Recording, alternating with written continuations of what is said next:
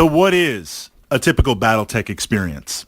Hex map versus wargaming table. And this is tying in some light mech tactics, some light mech thoughts, because I've been messing around with the Stinger, recently stock medium laser machine guns on there, and seeing how a light mech, a fast light mech with minimal armaments on there. You know, something like the Panther. I always want to say Puma, the Panther with the PPC. There are some light mechs out there that, while they don't have the staying power, obviously, in terms of armor, they can put down some decent amount of damage against other light mechs or softening up medium mechs for a really, really low amount of battle value on there. And then there's the classic light recon mechs, the bug mechs, the Spider, the Stinger, the Wasp. We've got the Locust, where they have the speed, they don't really have the armor, and they don't really have the weapons systems to engage medium and heavy mechs. So translating that down onto the table, hex map versus wargaming table. And essentially what I've been noticing in playing some hex map games, light mechs, not that you want to exclusively rely on light mechs, but I find their ability limited a little bit, because playing on one hex map, there's only so many places I can go. I really can't run away. I can't voluntarily leave the map on there.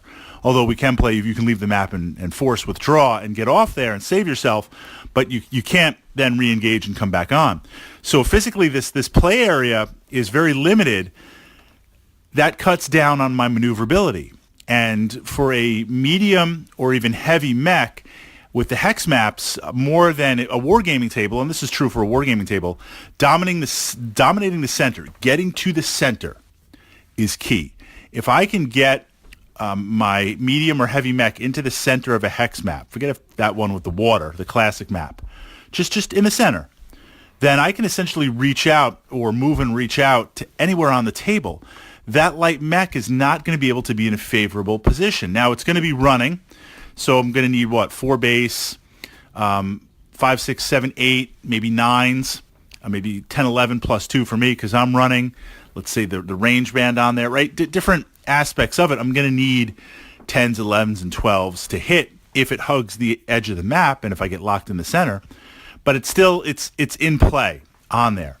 And if it does come close to try and utilize any of its weapons, the light mech, the medium laser and stuff, now the range bands of me being at long range, medium range, they're not protecting you. All you have is your speed. And if I park and I don't move, then it brings down my hitting modifiers, shooting modifiers even less.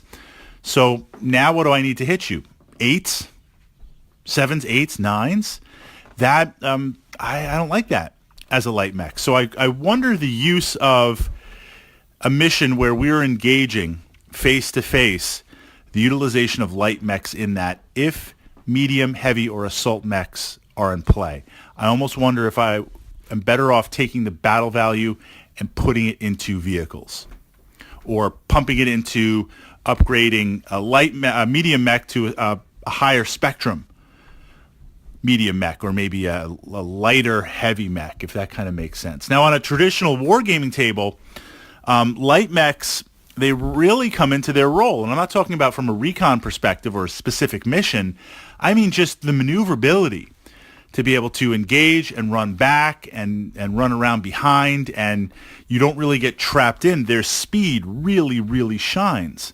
So if I was going to play on that type of map, I would be more likely to take the lights in there. Not that you can't find a use for a light mech in any type of environment or lance build, but I do find it a little bit limiting on hex maps. Your thought on that? And I have to say, while most of my Battletech games are played on a traditional wargaming table, or even when I do hex maps, I've got a printed wargaming table with the hexes on there, and we put the terrain on.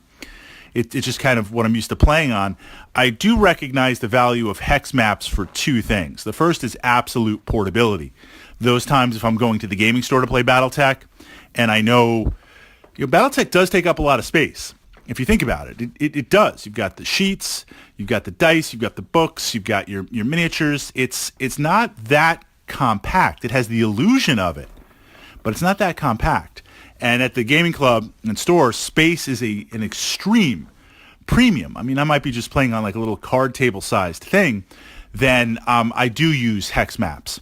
The other advantage of the hex maps are, of course, calculations for range and distance and line of sight and terrain. Absolutely no disputes. Count it up, see what's printed there. But I also find that while hex maps physically limit your tactical options because of the size, they also speed up the battle tremendously. And there's this idea of like, Battletech takes a long time to play. Well, that's true, yes and no. I mean, it does have a lot of modifiers in there. It does have the mechs can take a lot of punishment, and there's optional rules in different phases of the game. But once you reach a point where you kind of learn the metrics and you learn the momentum of it, it does speed up. If we import that into a hex map game on there, where it's forcing you to be so close and up there, the game speeds up even more. And likewise, if you're on a traditional wargaming table, the game's going to slow down a little bit. But your thoughts on light mech on a hex map, light mech with more room to maneuver? Just something I'm playing with here. I'm kind of reevaluating some of my light mech choices and asking myself the question with regard to their role. How are they working out? What are we kind of looking at here with them and for them?